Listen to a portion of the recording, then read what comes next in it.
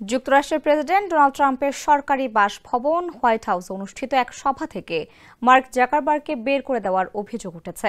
এ নিয়ে সংবাদ প্রকাশের পর ব্যবসায়ী পাড়ায় তীব্র প্রতিক্রিয়া সৃষ্টি হয়। তবে অভিযোগ অস্বীকার করে ব্যাখ্যা দিয়েছে হোয়াইট হাউস।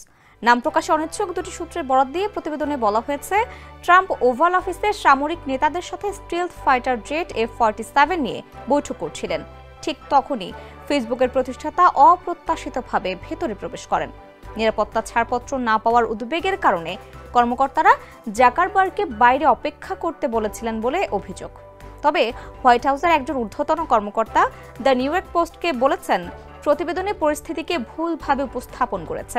জাকারবার্গকে চলে যেতে বলা হয়নি।